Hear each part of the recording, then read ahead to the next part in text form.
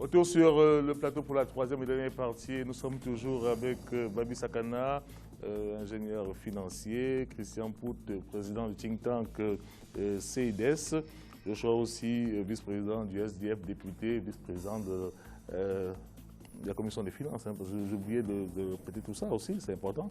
Roger Ngoyom, qui est journaliste. On va continuer la discussion sur l'état de la santé de l'économie camerounaise. On va parler de l'impact de la baisse des prix du pétrole sur cette économie-là. Depuis le second semestre de 2014, il y a eu une sorte d'effondrement des prix. Et cela a forcément eu un impact, Babi Sakana, sur l'état des finances du Cameroun. Oui, ça a eu les impacts. Et en fait, il faut dire que la situation du Cameroun par rapport à l'économie pétrolière est assez particulière. Hein. Au niveau de la production, la filière pétrole pèse relativement faible, c'est-à-dire 10% du PIB, vous ne pouvez pas bousculer l'économie avec ça. Ensuite, au niveau budgétaire, la proportion de 20% des recettes est un peu consistante. Parce que si tes 20%, ça chute à 15 ou 10, il faut trouver une solution pour compenser. Et au niveau des exportations, vous savez que la balance des paiements aussi et l'équilibre extérieur est important. Le pétrole pèse beaucoup plus lourd, 40% des exportations. Donc si les prix chutent, la balance commerciale va se creuser. Et d'ailleurs, elle était déjà très négative du fait qu'on importe trop et notre capacité d'exportation est extrêmement faible parce que justement, notre structure de production industrielle reste médiocre en termes d'exportation. Maintenant, il faut savoir aussi qu'il y a un projet gazier qui est entré en production. Hein, et un autre qui est envisagé pour le projet gazier de Kribi. Normalement, l'exportation est programmée pour 2017. Donc, ça fait des années qu'on en parle. Hein. Oui, mais là, apparemment, ça va déjà dans la trajectoire de pouvoir se faire. Ça permet d'équilibrer les... Oui, en termes de l'économie va bénéficier, vous voyez, de cet élargissement de la base productive, donc au niveau des recettes fiscales. Par contre, il y a un problème, vous voyez, qui apparaît, qui est dangereux, qui est en liaison avec ce qu'on disait, la capacité du gouvernement à absorber les financements, cette capacité d'absorption qui reste médiocre et pour laquelle ce ne sont pas les partenaires, en fait, investisseurs là, qui viendront en fait, vous montrer que votre capacité d'absorption a un réel problème. C'est-à-dire en termes de capacité de sélection et de planification de projets et de leur mise en œuvre dans des délais crédibles. Vous voyez, et vous savez que le DG de la Caisse autonome a publié les statistiques l'année passée, 2500 milliards qui sont à stocker, c'est-à-dire des prêts obtenus, mais qu'on n'arrive pas à dépenser, justement du fait de ces lenteurs dans la capacité du gouvernement à exécuter les projets. Vous voyez, et tout ça a un reflet sur la notation financière du Cameroun. Et vous devez savoir que depuis qu'on a émis un premier emprunt international, la notation financière du Cameroun a pris une importance particulière comparée à la période récente. Hein. Donc aujourd'hui, il faut que le Cameroun fasse attention, vous voyez, à corriger, à nettoyer un peu sa signature. Et de ce point de vue, oui, et il y a un débat actuellement avec le Fonds monétaire qui pense que le rythme d'endettement est extrêmement rapide et il est risqué, pendant que le gouvernement dit, écoutez, on a les marges, notre taux d'endettement est faible. Vous voyez, c'est cette signalisation du Fonds monétaire qui est négative à l'international est mauvaise. Donc, il faut pouvoir dialoguer techniquement, vous voyez, avec le Fonds monétaire de manière à ce qu'il n'y ait pas ce type de signalisation. Et j'ai noté qu'il y avait une différence d'estimation de niveau de dette entre Standard & Poor's et le Fonds monétaire. Le Fonds monétaire surestime un peu en comparaison à l'agence de notation le niveau d'endettement du Cameroun. Ils ont d'ailleurs adressé un warning. Mais on va en reparler parce que je vous ai expliqué que nous aurons des émissions tout au long de la semaine et la question de la dette, justement, devrait pouvoir intervenir lors de l'émission de ce mercredi. Je vais lire quelques réactions qui nous sont parvenues. Il y a Olivier qui dit qu'il y a beaucoup d'opportunités au Cameroun, mais il y a beaucoup de corruption aussi. Il ne faudrait pas que tout se limite au débat. Nous avons besoin de résultats sur le terrain. Et il dit, ça c'est plutôt, excusez-moi, c'est plutôt William qui en parle. Olivier, il dit qu'il est difficile de mesurer une évolution du point de vue population avec les indicateurs qui sont donnés. Pour lui, la croissance à 5%, c'est bien, mais quelle est la redistribution au niveau de la population? Il pense qu'il faut une croissance inclusive. Il y a un autre avis. Ah bon, non, bon, on va revenir tout à l'heure sur quelques messages qui nous sont parvenus. Je voulais qu'on reste, Christian Pout, avec cette histoire de pétrole, parce que là, on parle d'un effondrement des prix du baril, mais les prix n'ont pas toujours été bas. Hein. Il y a eu une période quand même où il y a eu une embellie des prix, où certains pays producteurs, comme le Cameroun, ont pu générer aussi beaucoup de dividendes. Est-ce qu'à ce moment-là, on n'aurait pas pu penser à effectuer des réserves en prévision des moments qui peuvent être plus compliqués?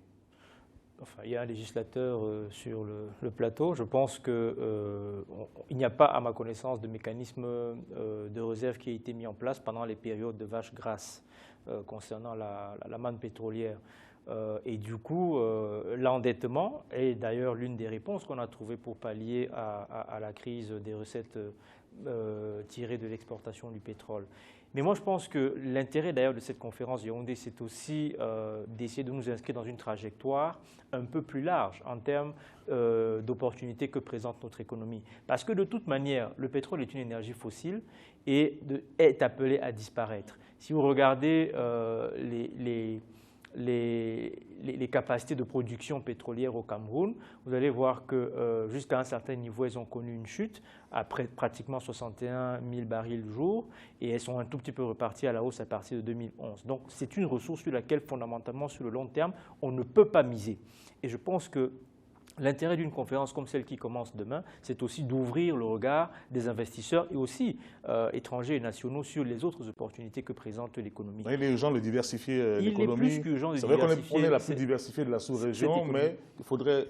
Vous êtes sceptique? On est l'économie la plus diversifiée, ça c'est une réalité, mais en comparaison de qui? Donc voilà aussi un élément. Et je pense que sur l'après-pétrole, on a des sources d'inspiration qui peuvent venir aussi du proche étranger.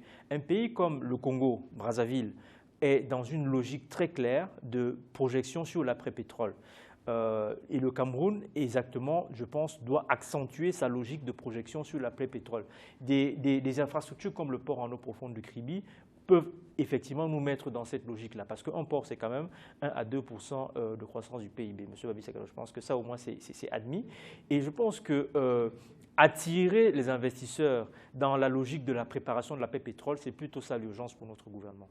Joshua aussi, il y a ce document de stratégie pour la croissance et l'emploi 2010-2020, dont l'objectif est de faire justement du Cameroun un pays émergent à l'horizon 2035.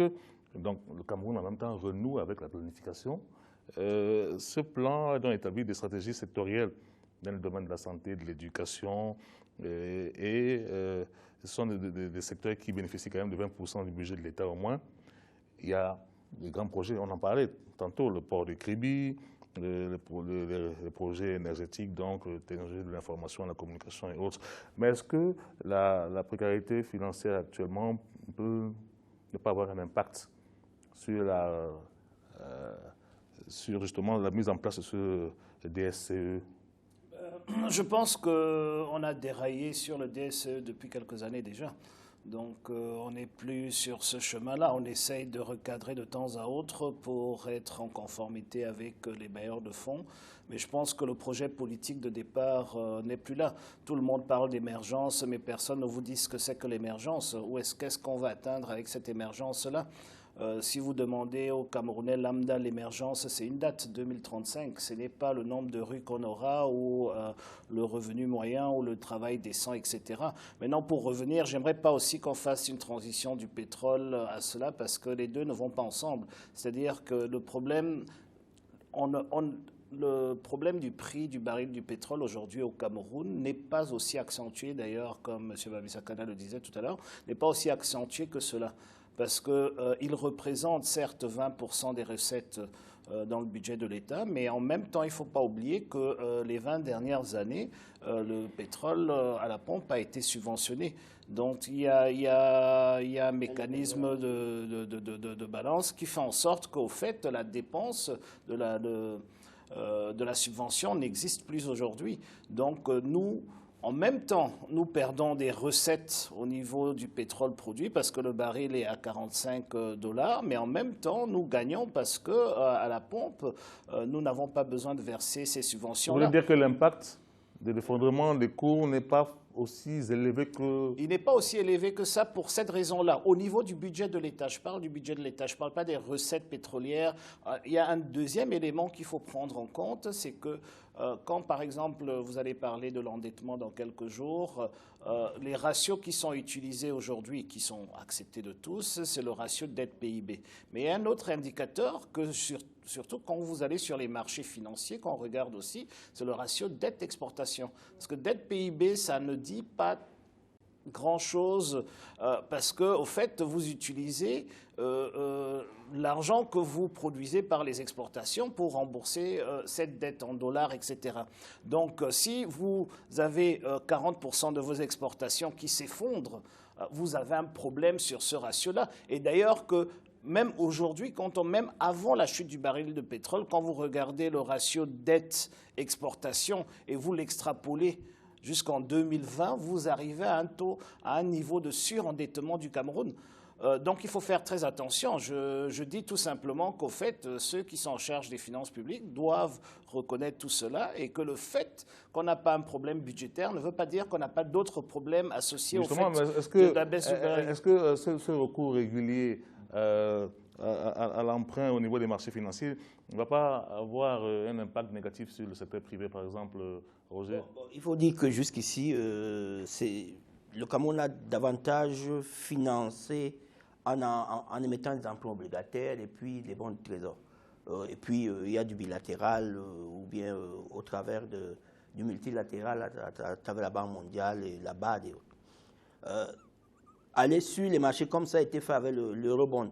C'était, je pense, quasiment la première fois. C'était l'intérêt d'avoir... c'était l'occasion de voir l'intérêt de la notation, tel que l'a expliqué Babisakana tout à l'heure. On a vu que ce n'était pas bon, parce que, en général, là-bas, on a des taux très concessionnels, je veux dire très compétitifs. Mais on est allé à 9%, c'est-à-dire c'était plus cher que 9,60, donc quasiment 10%. Au niveau d'un État, c'est usuraire.